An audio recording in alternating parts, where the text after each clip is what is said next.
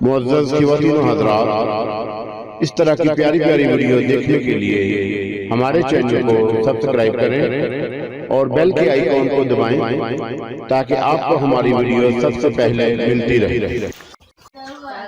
السلام علیکم دوستو، پیش خدمت ہے کالی آتما ایپیسوڈ نمبر 15۔ آؤ میرے ساتھ آؤ، بڑی خوبصورت جگہ لے کر چل رہی ہوں تمہیں۔ لاروا اس کے ساتھ ساتھ چل پڑا۔ آگے ایک چھوٹا سا آبشار نظر آ رہا تھا۔ وہ اسے لے کر اس آبشار کے پاس پہنچ گئی جہاں درخت اگے ہوئے تھے۔ یہ بڑی خوبصورت جگہ تھی۔ آسمان سے اتری چاندنی میں لاروا شمانہ کے ساتھ گھاس پر بیٹھ گیا۔ شمانہ نے کہا، تمہیں دیکھ کر تو اپنے آپ کو بھول جانے کو دل چاہتا ہے۔ تم اس بات کو تسلیم نہیں کر رہے، لیکن میرا دل کہہ رہا ہے کہ تم ضرور کوئی دیوتا ہو۔ کیسی بات کر رہی ہو تم؟ میں تمہیں کوئی دیوتا دیوی سمجھتا ہوں؟ دیوی اور میں؟ چلو ٹھیک ہے، میں تمہاری دیوی تم اور تم میرے دیوتا۔ وہ آگے بڑھی اور اس نے اپنا چہرہ لاروا کے سینے پر رکھ دیا۔ وہ حیران بھی تھا اور خوش بھی۔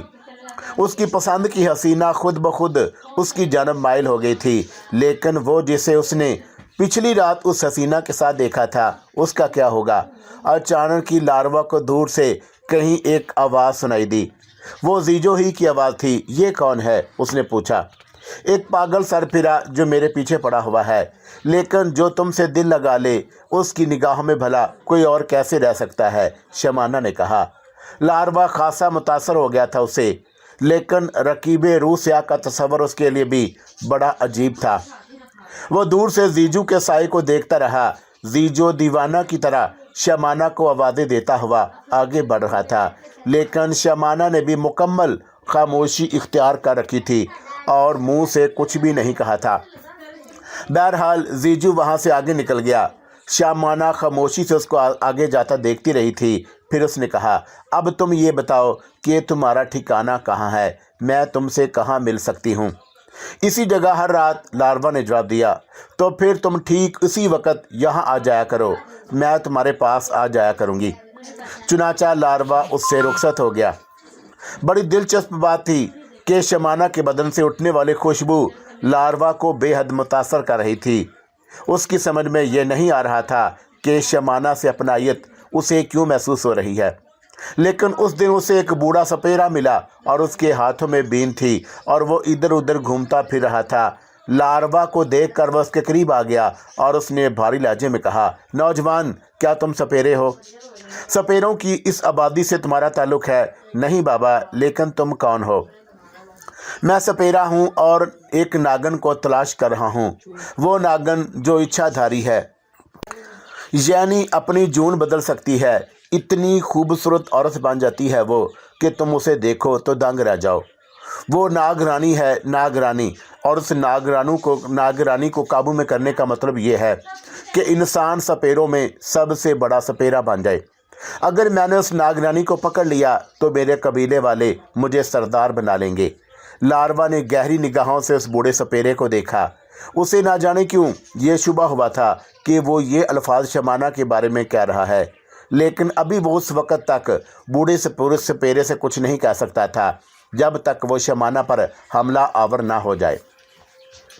اوگاس ان دونوں بھائیوں سے ذرا مختلف طبیعت کا مالک تھا۔ اس میں کوئی شک نہیں کہ اپنی وحشیانہ فطرت کے مطابق وہ بھی آدم خور تھا اور اس کے مشاغل بھی مختلف نہیں تھے۔ وحشت اور دیوانگی میں وہ بھی اپنی مثال آپ تھا، لیکن ان ساری باتوں کے باوجود اس کے اندر شدید تجسس تھا۔ وہ اس نئی دنیا میں آ کر بہت خوش تھا اور اپنی فطرت تجسس کے مطابق کچھ کرنا چاہتا تھا۔ شوگن اور لاروا تو دو مختلف راستوں پر نکل کھڑے ہوئے تھے، لیکن اوگاس انہی چیزوں کی کھوج میں تھا جو اسے اس دنیا کے ماحول سے روشناس کرا سکیں۔ سر پر چمکتا ہوا نیلا آسمان، زمین کی گہرائیاں، اس نئی دنیا میں موجود وہ تمام چیزیں جو سمجھ میں نہ آئیں، وہ ان کے لیے بڑی دلکشی رکھتی تھیں۔ وہ مستقل اسی کھوج میں رہتا کہ کوئی نئی بات اسے معلوم ہو۔ وہ انوکھی عمارتیں اس کے لیے نہایت حیران کن تھی جو در حقیقت سائنسی تجربہ گاہ تھی۔ ہاں وہاں اندر داخل ہونے کے لیے بڑی مشکلات کا سامنا کرنا پڑتا تھا، لیکن اوغاس اس میں داخل ہو کر صورتحال کا جائزہ لینا چاہتا تھا، یہاں تک کہ ایک دن وہ سانپ بن کر ایک گٹر کے راستے اس عمارت میں داخل ہو گیا۔ عمارت اندر سے خاموش اور سنسان تھی۔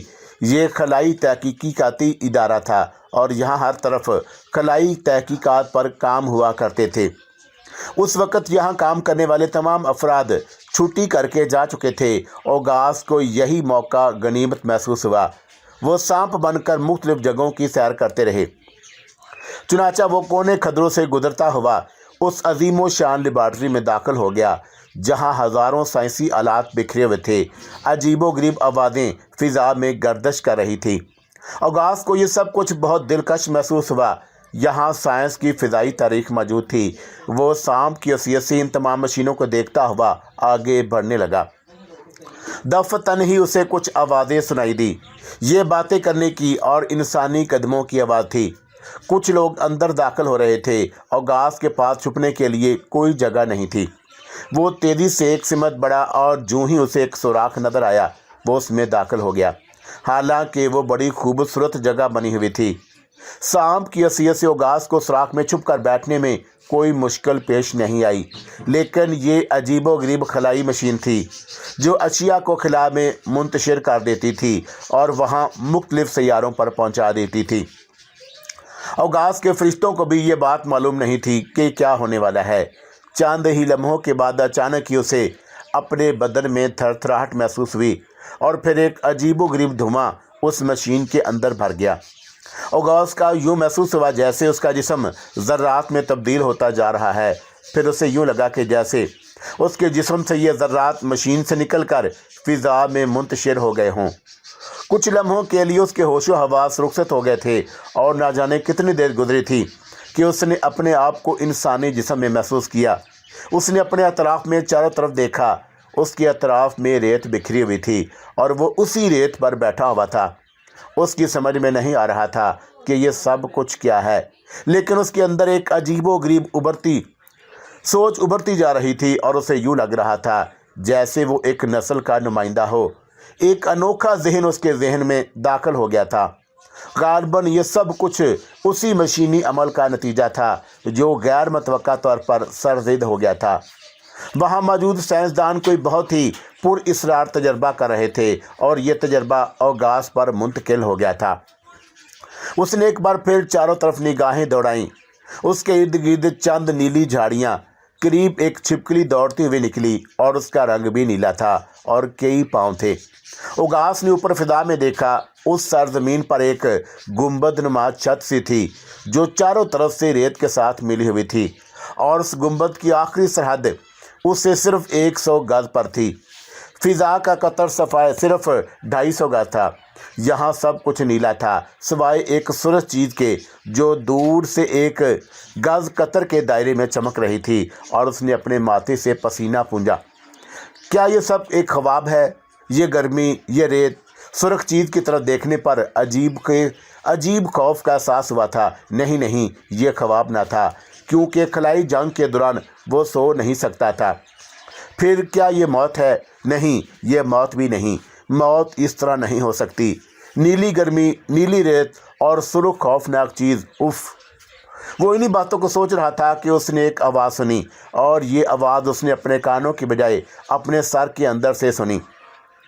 ان فضاؤں اور اطراف و جوانب میں الفاظ اس کے دماغ میں سمانے لگے، اور اس جگہ اور اسی وقت میں 2 نسلوں کو موجود پاتا ہوں جو ایک زبردست جنگ میں کودنے والی ہیں۔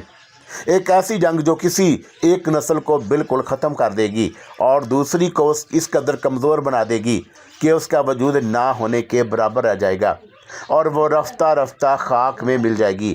لیکن میں کہتا ہوں کہ ایسا ہرگز نہیں ہونا چاہیے۔ تم کون ہو جو یہ الفاظ کہے جا رہے ہو؟ اوغاس کے دماغ سے یہ سوال اٹھا۔ تم اچھی طرح نہیں سمجھ سکتے، اور یہ الفاظ اوغاس کے دماغ میں رک گئے۔ میں ہوں ایک قدم نسل کی 2.5 منازل کی ایک انتہائی قدیم کے جس کی ابتدا کو ان الفاظ میں بتایا ہی نہیں جا سکتا جو تمہارے دماغ میں موجود ہیں۔ ایک ایسی نسل جو کہ ایک واحد ذات پر مرتکز ہو گئی ہے اور ابدی ہے۔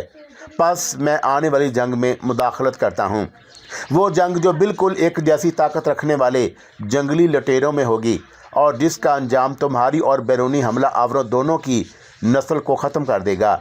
लेकिन एक को लाजमन ज़िंदा रहना चाहिए, एक को लाजमन तरक्की पाना और बाकी रहना है। एक को, औगास ने सोचा, मेरी नस्ल या दूसरे की नस्ल? ये मेरे इख्तियार में है कि जंग को ख़त्म कर दूं, बैरूनी हमला आवरों को उनकी कहकशाओं में वापस भेज दूं, लेकिन वो फिर हमला करने आ जाएंगे, या तुम्हारी नस्ल के लोग जल्द या बदेर उनको वहाँ जा लेंगे। अगर दोनों ही इस फ़िज़ा में मौजूद हों तो मैं एक दूसरे को तबाह होने से ना रोक सकूँगा और फिर मैं भी बाकी ना रहूँगा। अल्फाज उसके दिमाग में रिकॉर्ड होने लगे। बस मुझे लाजमन दखल देना है, मैं एक बेड़े को तबाह कर दूँगा दूसरे की तबाही के बगैर। इस तरह एक तहज़ीब को लाजमन बाकी रहना है। औगास ने सोचा, ख्वाब ख्वाब, लेकिन ये ख्वाब नहीं हो सकता। उसने सोचने की कोशिश की कि कौन सी तहज़ीब और नस्ल बाकी रह जाएगी। खामोश आवाज़ ने कहा, ज़्यादा ताकत वाला लाजमन रहे, मैं उसमें कोई तब्दीली नहीं कर सकता। मैं सिर्फ इसलिए दखल दे रहा हूँ कि मुकम्मल फ़तेह हासिल हो। मैं सिर्फ इसलिए दखल दे रहा हूँ कि मुकम्मल फ़तेह हासिल हो। मैंने इस कबीले के लिए मैदान जंग से 2 इंसान चुन लिए हैं, एक तुम और दूसरा वही अजनबी। मैं तुम्हारे ज़हन से मालूम कर चुका हूँ कि तुम्हारे इब्तदाई दौर में 2 कौमों की जंग का फ़ैसला करने के लिए तरफ़ीन के 2 पहलवानों की लड़ाई गैर मरूफ़ ना थी। तुम और तुम्हारी मुखालफ यहाँ मैदान में मौजूद रहो, बरहना और बगैर किसी हथियार के, और दोनों ही इन हालात में सोमन से तुम दोनों कतन ना वाकिफ़ हो। इस जंग के लिए वक़्त की कोई पाबंदी नहीं, बच जाने वाला अपनी नस्ल का हीरो होगा और उसी की नस्ल बका हासिल करेगी। लेकिन औगास कुछ कहने ही वाला था कि उसके सवाल का जवाब आ गया। ये बिल्कुल सही तरीका है।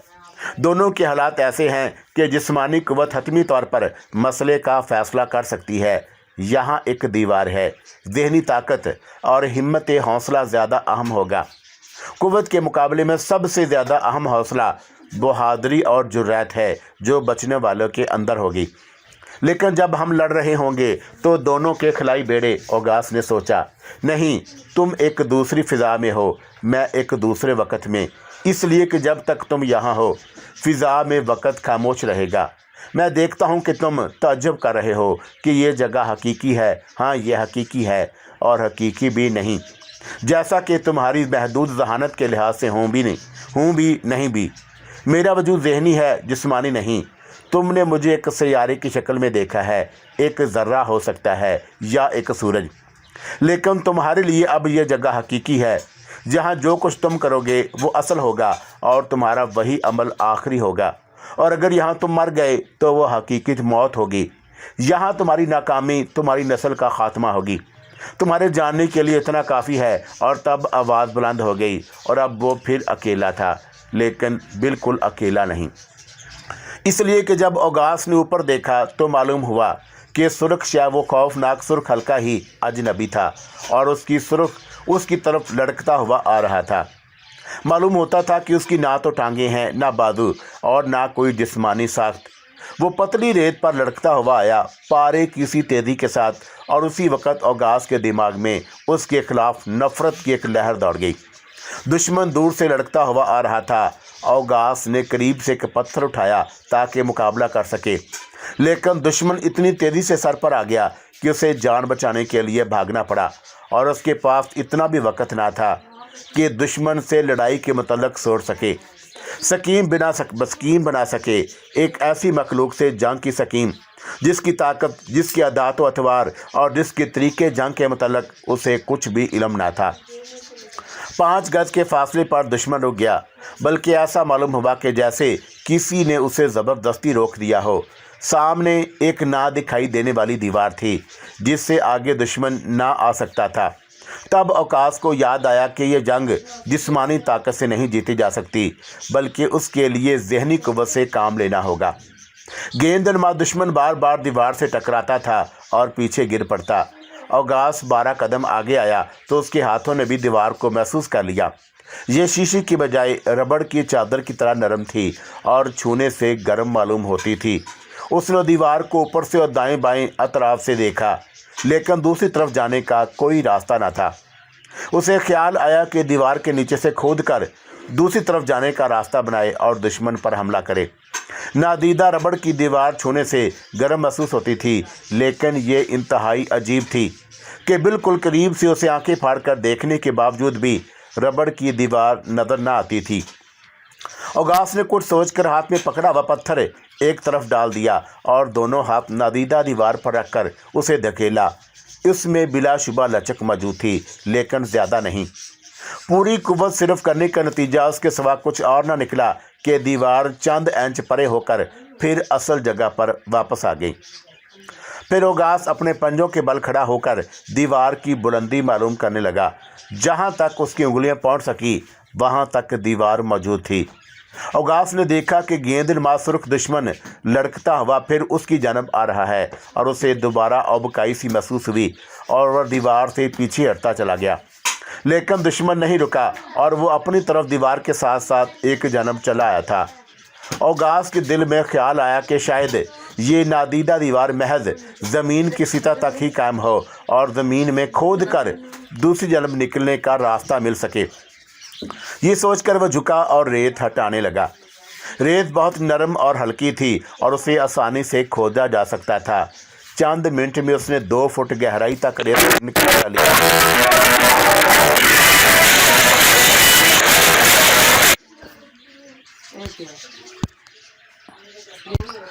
और फिर हाथ डालकर टटोला तो वहाँ भी नादीदा दीवार की रुकावट महसूस हो गई। सुर्ख दुश्मन वापस पलट रहा था। जाहिर है कि उसे भी अपनी हदूद से बाहर निकलने का रास्ता नहीं मिला। औगास ने सोचा ज़रूर उसे दीवार से गुजरने का कोई रास्ता होना चाहिए, कोई ऐसा तरीका जिसके बाइस हम 2 दुश्मन एक दूसरे के आमने सामने आ सकें, वरना ये लड़ाई कतई फजूल है। लेकिन ये एक पुरअसरार रास्ता तलाश करने के लिए अभी जल्दी की ज़रूरत नहीं, इससे पहले एक कोशिश और करनी चाहिए। गेंदनुमा दुश्मन अब नादीदा दीवार के बिल्कुल पास मौजूद था, अंदाज़न 6 फुट के फासले पर, और यूँ मालूम होता था कि जैसे वो औगास की शख्सियत का बगौर जायज़ा ले रहा हो। औगास ने भी उस पर निगाहें जमा दी। खुदा की पनाह कितनी अजीबोगरीब शाह है, और उसकी समझ में ना आया कि आखिर दुनिया की किस चीज़ या शक्ल से तशबीह दी जा सकती है। उसके जहन में उस अजीब दुश्मन की शख्सियत महसूस करने के लिए कोई खारजी शहादत मौजूद न थी। उसके कान, आँखें, मुँह कुछ दिखाई ना देता था, महज गोलाई। अलबत्ता औगास ने यह ज़रूर देखा था कि उसके जिस्म में बहुत से सुराख हैं, और फिर दफतन उन सुराखों में से 2 लंबे लंबे पंजे बरामद हुए और रेत में धंस गए, जैसे वो रेत का मुआयना कर रहा हो। इन हैरत अंगेज़ पंजों का कतर 1 इंच के करीब और लंबाई शायद 1.5 फुट तक थी, लेकिन ये नीचे सुराखों में पोशीदा रहते थे और ज़रूरत के वक़्त ही बाहर निकलते थे, और जब सुरख गेंद लड़कती थी तो वो जिस्म के अंदर ही रहते थे। फिर वो कांप उठा और उसने एक ऐसी अजीब ज़िंदगी ना तो अपनी ज़मीन पर और ना तो किसी दूसरे सैयारे पर देखी थी। कतई एक अजनबी शक्ल, और उसकी बनावट की तरह उसका जहन भी औगास के लिए कतई अजनबी था। लेकिन उसे कुछ ज़रूर करना चाहिए। इस शय में ज़रूर अपनी जहनी आवाज़ पहुंचाने की ताकत मौजूद थी, और मुमकिन है कि वो औगास के जहन का मुताला कर सके। थोड़ी देर के बाद औगास ने फिर वही हथियार उठाया और उसे अंदाज में वापस रेत पर डाल दिया, जैसे वो हमला करने का इरादा तर्क कर चुका हो। फिर उसने सुर्ख दुश्मन की जानब से अपने दोनों हाथ बुलंद किए और बुलंद आवाज़ में बोला। अगरचे उसे इल्म था कि ये अल्फाज पुरअसरार दुश्मन के लिए नाकाबिल फ़हम होंगे, लेकिन इस तरह अपने ख्यालात को अपने जहन में सही तौर पर मुर्तकिज़ कर सकेगा, और मुमकिन है कि सुर्ख दुश्मन उसका पैगाम सुन पाए। क्या हम दोनों फरीक आपस में सुलह नहीं कर सकते? औगास की आवाज़ खामोश फिजा में गूंजी। वो ज़ात अब्दी जिसने हमें यहाँ जमा किया है, उसने हमें बताया है कि अगर हमारी नस्लें आपस में लड़ें तो क्या हादसा नहीं आएगा। एक ऐसी जगह जो किसी एक नस्ल को कतई तौर पर फना कर देगी और दूसरी नस्ल को इस कदर कमज़ोर और हकीर बना देगी कि उसका वजूद ना होने के बराबर रह जाएगा। उसे ज़ात अब्दी ने कहा है कि अब इस जंग का इन्हज़ार हम दोनों पर है। हम में से जो जीत जाएगा उसकी नस्ल कायम रहेगी और दूसरी नस्ल फना कर दी जाएगी। हम दोनों क्यों ना खारजी अमन के एक मुआहदे पर रजामंद हो जाएं। तुम्हारी नस्ल अपने सियारे में रहे और हमारी अपने में। और फिर औगास ने अपने जहन को खाली करने की कोशिश की ताकि सुर्ख दुश्मन का जहन जवाब दे सके, और बिलाशुबा उसका जवाब मौसूल हुआ और औगास दहशत से लड़खड़ाकर चंद कदम पीछे हट गया। वो जंग का ख्वाहिशमंद था और उसका पैगाम इतना साफ नहीं था जितना ज़ादे अब्दी ने औगास के दिमाग में दाखिल किया था, लेकिन फिर भी वो उसका मतलब समझ गया। उसने अपने जहन से सुर्ख दुश्मन के खौफ का एहसास खारिज किया और अब वो ज़ोर ज़ोर से सांस ले रहा था और अपने आप को नहीफ महसूस कर रहा था, लेकिन अभी सोचने समझने की कुव्वत बहाल थी और वो वहीं खड़ा होकर सुर्ख गौर को गेंद को बगौर देखता रहा और ज़हनी जंग के दौरान उस दुश्मन का भी बेहिस्सो हरकत अपनी जगह पर मौजूद रहा और ये जंग वो तकरीबन जीत चुका था। फिर वो चंद मिनट तक लड़क कर उस जगह ठहर गया जहां नीली झाड़ियां उगी हुई थी। फिर उसके जिस्म के सुराखों में से 3 पंजे बरामद हुए और उन्होंने झाड़ियों का मुआयना शुरू कर दिया। अच्छा दोस्त, फिर जंग ही सही। औगास ने फीकी हंसी हंसकर कहा, अगर मैंने तुम्हारा पैगाम सही तौर पर वसूल कर लिया है तो इसका मतलब है कि तुम अमन पसंद नहीं हो। अब मौत ही हमारे दरमियान फैसला करेगी। लेकिन इस फिक्रे का मतलब क्या था? एक नस्ल का बिल्कुल खात्मा, कतई तबाही। ख्वाह वो नस्ल औगास की दुनिया में बसने वाली हो या खलाओं में बसने वाली सुर्ख दुश्मन की नस्ल हो, इन दोनों में से एक का इख्तिताम लाजमी था। और ये ख्याल आते ही दफतन उसका दिल इंसानी हमदर्दियों और मोहब्बत से लबरेज हो गया। वो सोचने लगा कि इंसानी नस्ल ख़त्म हो जाएगी। जितना ज़्यादा वो उस पर गौर करता उससे ये वहम हकीकत बनता महसूस होता था। औगास को एक ऐसी ताकत ने जो अक्ल इंसानी के दायरे से खारिज है अपना मुद्दा और ताकतों के बारे में बताया था। वो सब सच था और अब नस्ल इंसानी की किस्मत का दारोमदार महज एक ज़ाती वहद औगास पर रह गया था। खुदा रहम करे, उसे महसूस करना ही कितनी अज़ियतनाक बात थी। लेकिन फिर उसने अपने जहन से इस ख्याल को झटक दिया। वो मौजूदा सूरत हाल पर गौर करना चाहता था। बार बार उसके दिल में यह ख्याल आता कि उस नादीदा दीवार को अबूर करके दुश्मन को हलाक करने का कोई रास्ता ज़रूर है, ज़रूर होना चाहिए। क्या दिमाग रास्ता होगा? अगर ऐसा है तो फिर उसका सुर्ख दुश्मन ज़हनी तौर पर उससे ज़्यादा ताकतवर है, चूँकि वो उसके ज़हनी पैगाम रसानी की ताकत का तजर्बा कर चुका था। औगास अपने ज़हन से सुर्ख दुश्मन के मुतल्लिक़ तमाम तसव्वुरात व एहसासात को खारिज कर देने के काबिल था, लेकिन उसका दुश्मन भी इस बात पर कादिर है। औगास उसे टिकटकी बांध कर तकने लगा और अपने ज़हन की तमाम कुव्वत को उस पर मरकूज़ करके दिल में कहने लगा, मरना है, तुम्हें मरना है, तुम मर रहे हो, तुम मर।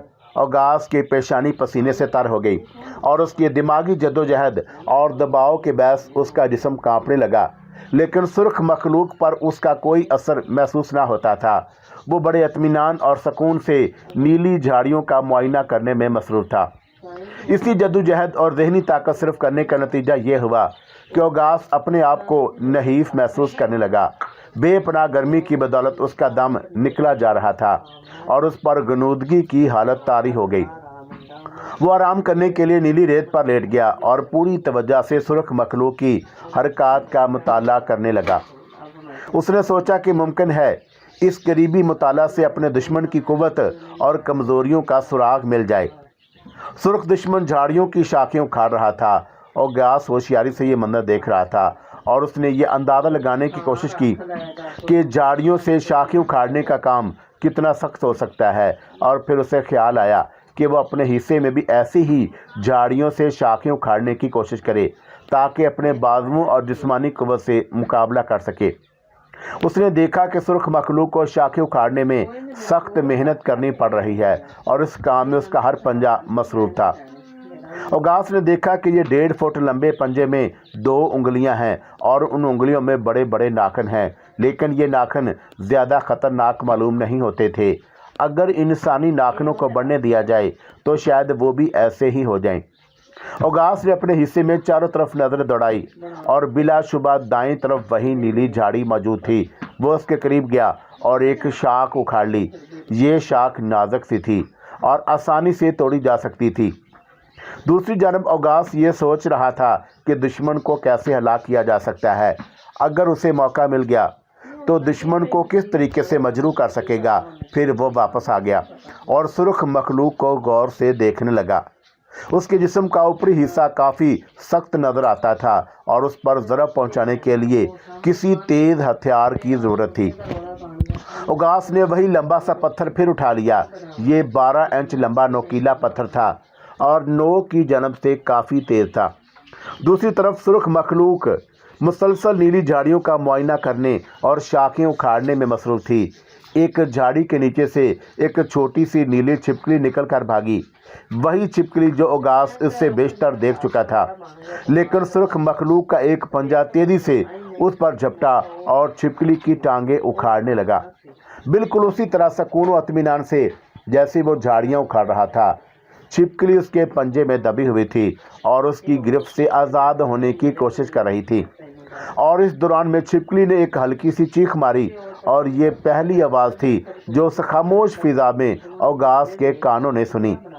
ये मंजर देखकर औगास एक बार फिर कांप उठा। वो उस जगह से अपनी नज़रें हटा लेना चाहता था, लेकिन उसने तबीयत पर काबू पाकर ये तमाशा देखना जारी रखा, क्योंकि अपने और मद्दे मुकाबल की हर हरकत का बगौर मुताला करना ही उसके लिए कार आमद साबित हो सकता था। और चंद मिनट के बाद ही छिपकली बेजान होकर सुर्ख मखलूक के पंजों में दबी हुई थी। अभी उसकी टांगें बाकी थी, लेकिन सुर्ख मखलूक ने उन्हें उखाड़ने की ज़रूरत न समझी और दफतन ही वह मरी हुई छिपकली औगास की जल्ब उछाल कर फेंक दी।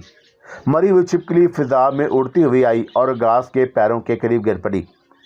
लेकिन तज्जब की बात यह थी कि मरी हुई छिपकली नादीदा दीवार को अबूर करके आई थी। क्या इसका मतलब है कि यह नादीदा दीवार अब गायब हो चुकी है? पत्थर का चाकू हाथ में मजबूती से पकड़कर औगास बिजली की मानद अपने दुश्मन की जानब लपका।